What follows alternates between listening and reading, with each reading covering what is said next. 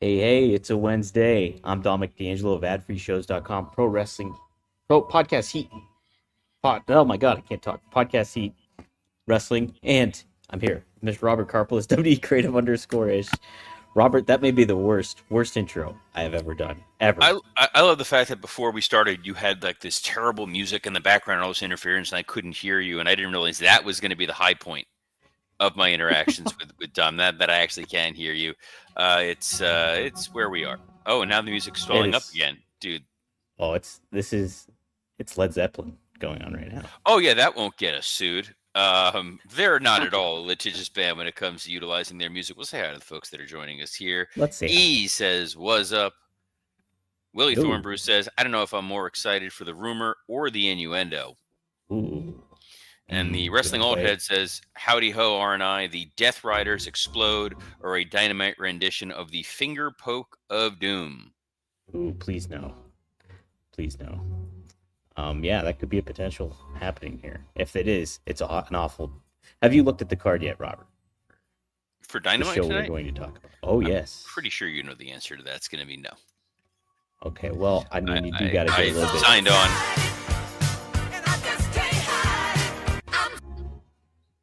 Yeah, Led Zeppelin and the Pointer Sisters. I think that's the mashup they play when you go into hell. That's what's waiting for you. But For me, for anyone, though, the way that you're operating today, it's very possible. am I Oh, going to man, hell, the Robert? coffee pot's turning off. Give me a second. I'm Man, gonna. Led Zeppelin, coffee, get brewing, everything's going down here. And it's all. But It's all. yes. It's all. Strange things are afoot at the Circle K. Well, speaking of strange things, do you know where AEW is hailing from tonight, Robert? It is on the I, rundown, but I'm assuming you didn't look at it. no, I'm gonna use my strong powers of deduction and say that it's in Fisher, Indiana. Wow, you nailed it. I'm Nailed it. impressed. Fisher, Indiana. Look, a hotbed of wrestling. There is no great. I'm gonna look up Fisher, Indiana. Did we do this before? I know Have we we did it looked with up another. Fisher, Indiana? We've looked up other places. I don't know much about Fisher, Indiana. Though they have a population of 103,986. Is Very it the? exciting. They are a suburb of beautiful Indianapolis, Indiana, Oh, and okay, okay. that's Anyone no, this famous from there? that's dude. I'm digging. We're doing a little research. Um, Research. there was a referendum to change Fisher from a town to a city in 1998. It was rejected. And then in 2008, a group named City Yes began collecting petition signatures for a voter referendum on the question of whether or not to become a city. They are in fact they are in fact a city. We're very, very excited. This is the place that's hosting Dynamite, whether or not they want to be a city or a town. It's almost like Erie, Indiana. Maybe it's close to Um, there, Robert. they have something called the Spark Fisher Festival, which takes place every year. Um, they have a Their parade. mascot's got to be a fish or something. It's about Fisher. I'm looking for notable people from there. Oh, there's a minor league hockey team stadium there in the ECHL. So I'm guessing I could talk to Florida Panthers broadcaster and friend of the show, Mr. Doug Plagans, who's very familiar with Ooh, minor league hockey. Um, they receive strong marks for safety and is the fourth safest city in the United States, according to Money Geek. wow. Wonder what's the safest city. Dude, I'm not going down that. Michael Andretti lives there. Okay, That is the son of Mario. yes. Tony Gwynn has lived Whoa, there. that's a good one. That's a good one. And most importantly, I did not know this is the path we were going down. Here we Uh-huh. are. Uh-oh. Is the home of former professional wrestling great Mordecai. He's Dude, got this to rabbit he's got to hole show up tonight. became so worth it What a payoff. that Kevin Fertig is from there. This is about as exciting as trying to make sense of the Continental Classic graphic, which I Yes. believe, based on the Chinese checkers map that they put up there, we're in week 2 of this tournament with the Gold League and the Blue League. Correct, Robert. Clarion University colors, by the way, my alma mater, gold and blue. No. Red team and blue, but red and blue. That was the X-Men of the early '90s. There was the gold team and blue team. Oh, yes. Oh, that's a fair point. Yeah. You know what really introduced? We're going all over. You know what really introduced me to the X-Men and Marvel Comics and all that stuff were the Fleer Ultra '94 cards. Did you have those? Maybe '93 they were actually. I did. I had the Marvel trading cards at the first set that they had released, and then they released the X-Men trading cards over the years.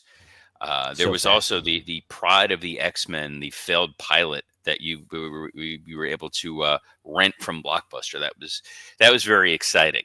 I'm Mm. sure the I matches that learned. are what I'm trying to get is to the flipping show, Dom. I know. Sorry, I One more thing apologize. though. I learned the word deceased because of those trading cards. What the word deceased meant. Yes. Hmm. Speaking of, we would be Yes. remiss if we did not talk about the passing of Larry, CM Punk's Oh dog. yes. Yes. As a now, I can't believe I'm a dog person now, but this is where I am in my life. It's fair to say I was having this text conversation last night with some former and current co-hosts of Working Stiff. Mm, Punk loved and treated Larry better than most wrestlers treat their children. absolutely. Like the life that he gave that dog, that him and AJ ultimately gave that dog, is absolutely remarkable. It is one of those sort of redeeming qualities. Like even the Grinch had a dog, so even at Punk's lowest point, like he loved that damn dog, and I am fully confident that Larry the dog beat the ever living crap out of the Young Bucks. Absolutely. Yes. 100%. And all dogs go to heaven, Robert. That's for sure. Man, yeah. To all the postings that he made and stuff like that, I think he was just a good animal advocate, and a pet advocate for everything. There was so much that actually Larry's presence had. Not when he was not just in WWE, but in AEW, they did the Pause Chicago stuff and everything. You think about all that. So, What I also uh, love is knowing wrestling the way that you and I know wrestling, mhm. knowing that he is going into a match with Braun Breaker, who is known for his barking and dog-like mannerisms. Uh, there's no way we're not getting some kind of promo about Larry from Do you think Paul so? Heyman. 1,000%. And Punk being such a student of the game and a fan of pro wrestling, he would insist upon it. Yeah, yeah. It's a good way to pay tribute to Larry. Actually, to be honest. They've used Larry and AJ before. Remember the bracelet that got broken? Like the emotional arc of what's going to be going on for Punk here. It's pretty damn. It's kind of like whenever Adele had a breakup. Like you're going to get a great album. Oh yeah, no doubt. All right, I'm for it. I'm for it. Let's make it I happen. like that. Willie Thornbrew says, "I like my dog's high spot and baby face more than I like most people." Is that really your dog's? Those are good names for dogs. If Those you're are keeping them wrestling themed. yes, those are solid wrestling dog names. Did you ever name a pet after a wrestler, Robert? No, I never.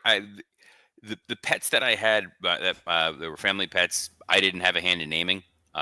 This dog is obviously Marty. We've had fish. I've never named any of the fish wrestling characters, and quite frankly, they don't last long enough for you to really give. Well, so then they really are perfect for wrestling. They're actually just like a cup of coffee. Maybe that's why they All keep right. dying. I keep putting them in the coffee. Oh, is Um, that it? Yeah, that's probably not a good Dom, I'm move. begging you. There's a Continental Classic tonight. We gotta hit it, man. I know you're. Did you watch last week's Dynamite, by the way? Yes. Did you? Okay, I did not. Did you So listen to this week's episode of Working Stiff? no. There you Yeah, go. I just put it. I Scott threw it Chaplin up and there. I had a whole conversation about last week's episode of Dynamite. So feel free to go check that out. Dom D'Angelo, best producer, podcast wrestling history.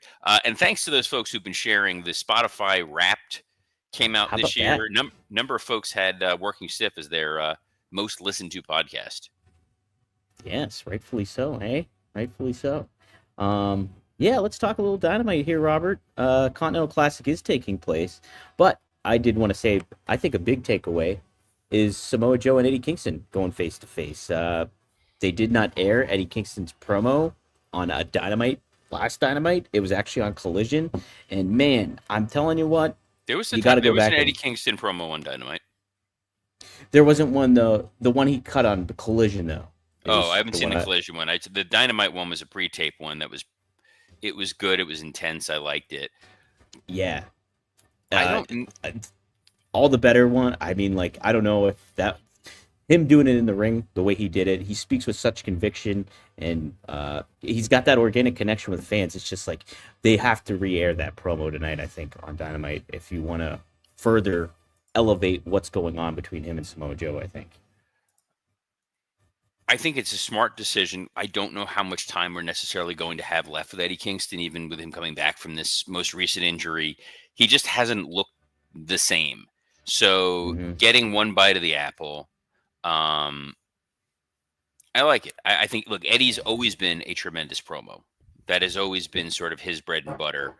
There is an emotional crux to the Eddie Kingston story. So him going for the AEW world title or whatever form this winds up taking, I'm here for it. Me too. Me too. All right, let's hit it, man. That's that Continental Classic. We've got Kazuchika Okada. He's 0-1. He's going up against Pac, who's 1-0. So Pac's got 3 points. Okada's got 0 points. What are you thinking happening here, Robert? I'll be honest. I'm still not entirely sure what the winner of this Continental Classic actually gets and how many titles Kazuchika Okada actually holds. And if your audience is confused, it makes it harder to really sink your teeth in what's going on. That being said, it's a heel match. I'm feeling a little bullish after the solo Gunther match that we saw on Raw, that another heel match could be really fun. Obviously, Okada and Pac are tremendous workers, and because no one else is allowed to interfere, we should get a pretty straight up match. I'm excited. I think it's going to be a great match. I think the aspect to what you were saying earlier on, like a couple weeks ago when the Continental Classics was kicking off and stuff, was you're giving away these matches for free, and this is like something that you could really tell and build a story to, and here it is coming forth like this. And there's other matches that speak to that too on this card. So I think this is a match where this is kind of why we like the Continental Classic, because it's a match you never would have thought, hey, this is a match I really want to see. And I don't think it needs any kind of a story. We're not going out on a limb saying that a heel war between the Death Riders and the Don Callis family. I mean, that would be brutal. I think we all remember the Four Horsemen Faces of Fear feud from WCW. And all due respect to an Arn Anderson versus Barbarian match on WCW Saturday night, not the most exciting. So it's like, yeah, let's let two great wrestlers go out there and wrestle without any auspices of a story. Pac, beat Darby at that pay-per-view, and the fallout from it was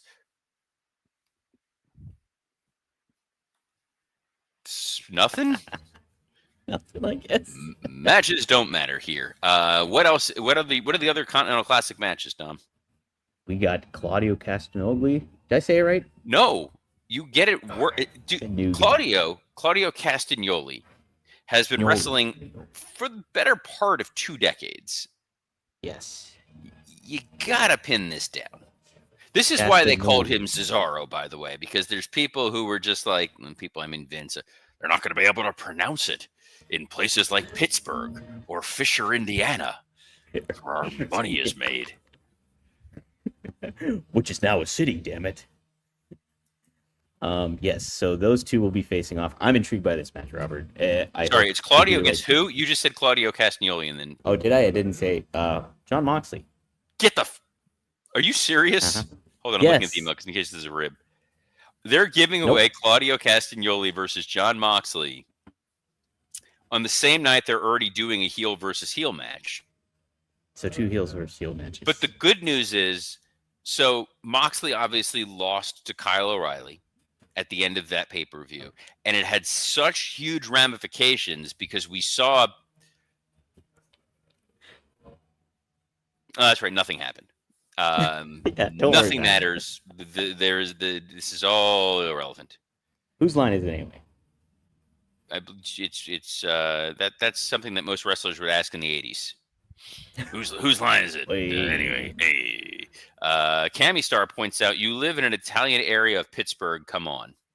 Yes, that's true. I do live in Bloomfield. Wait, you're Italian? I couldn't tell by the name Dominic D'Angelo. You're literally just Yeah, a jar of marinara sauce with a bandana. that's it. That's a me. Yeah. I'm maybe this for the billionth time is hey, maybe this is the time where they finally split up the Death Riders. Maybe, maybe, Maybe or this time. at least we're getting a little bit of movement towards it, where like Claudio beats Mox, and then it's something else. Like then you start cooking on it. You seem really intrigued by this, though, Robert. Let me tell Oh, you.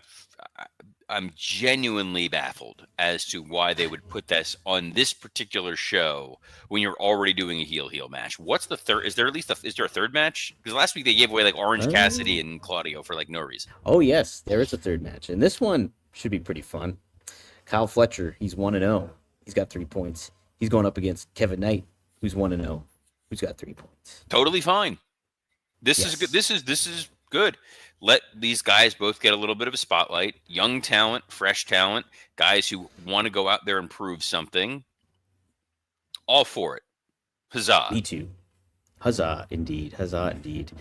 Hey, there's a women tag team title tournament semifinals. It's a hardcore holiday death match just in time for Christmas and Hanukkah. Timeless Love Bombs, Mina Shirakawa and Tony Storm take it on Megan Bain and Marina Shafir. Appreciate you slipping in the Hanukkah. Shalom. That was sweet. It's going to be a hardcore match. It's going to be a death match or whatever. There'll be some version of blood. I'm sure there'll be something with Home Alone style ornaments being broken on someone's feet. Maybe a bowling ball on a string or an iron. Someone winds up or a dressed doorknob like a they giant, have to turn. That's heated up. someone winds up dressed like a giant chicken. I like it. Old Man Marley shows up with a snow shovel. Who would you have advance in this? Would you go with the Marina and Bain, or would you do Tony Storm and Mina? Bane. Yeah, I'm with you. You got to know, give them something. If the sisters of whatever, what's the spooky sisters of evil sin Sounds sisters right. sisters of sin pointer sisters The Pointer like Sisters. it's why I said last week, I said if Willow and Harley won, kind of foretold where you were going. There's no reason to beat Megan Bain or Marina Shafir. They do seem to have a little bit of momentum going for them. Tony and Mina winning takes Tony Storm off the board as a singles competitor. It's very true too, and like I just think she's Teflon in anything she basically does right now. So like you can have her lose and totally move on from this. Put her in the mix with something else. Devin Also, Dowling Robert. said he had a Oh, go ahead. coworker who dropped a bulb today while hanging up Christmas stuff. Shattered all over the floor. We all just started clapping at him. If you were real wrestling fans, you would have started a "you effed up" chant. Yes, 100%. And then slammed him on it or her. And then an ECW. Wow, but thank you for being so Covering open all to the the bases idea that today. both men and women are capable of dropping light bulbs here. Absolutely. We're dropping knowledge here because there's also some information as it relates to TNA. That is correct, Robert. Yes. According to Fightful Select, the TNA shows on AMC will have a mixture of live and taped episodes. Those in TNA believe there's a minimum number of live episodes required in the deal that they have with AMC Network. Only makes sense. Are you shocked by this, Robert? How would you have, from the TNA/AMC relationship standpoint, would you have tried to go on live every week, or does a tape thing, is that too harmful? Is that a-okay in today's world? You absolutely have to go live taped if you're TNA. The cost of being on the road 52 weeks a year, even if they're getting a multiple of what they've been earning currently, is not enough to justify going live every week for right now. Also, if you go live, you're taking your talent off the road. for more dates than they had already anticipated, which is less opportunities for them to work indie shows and earn additional income. Do you think their model though, TNA? I mean, we haven't even broached this subject, and do you think the TNA model though will allow them to work as many indie shows? It could change, couldn't it, No, with this I TV don't. deal? I No, don't you don't think anticipate so? it. If you're taping, let's say it's an every other week situation. So I know currently, I believe they only tape once a month. Yeah. So maybe it's twice a month that they're taping, and then that means it gives them 2 weeks a month for them to be able to go book shows elsewhere. You don't want to take that opportunity away from these folks to earn a living, unless you're planning on truly upping how much you're paying them. Yeah, it's a good point too. I hope that is the case though. Like all ultimately that being on AMC primary show, more eyes on it, pay the stars a little bit more too. Here's a good question from Devin. Do you ever see wrestling on cable TV again, like Fox, CBS, or ABC? Robert? Well, Fox, CBS, and ABC are the broadcast channels. There is wrestling on broadcast TV, which is NXT on the CW. True. I don't know that Fox necessarily got the return on the investment that they wanted as it related to SmackDown.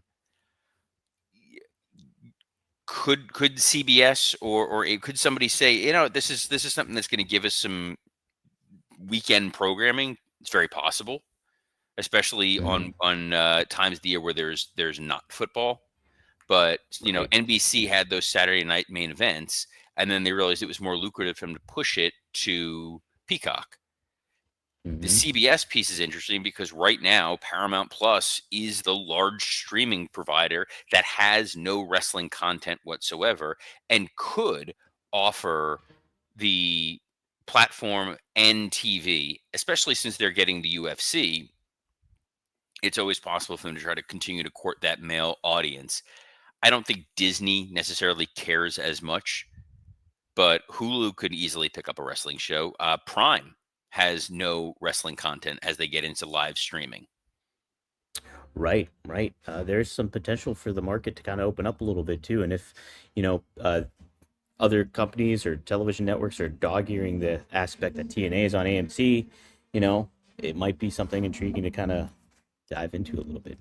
What I'll be But curious to see is if they're also going to be part of the AMC Plus streaming they situation. are, they are. Well, let me finish my point.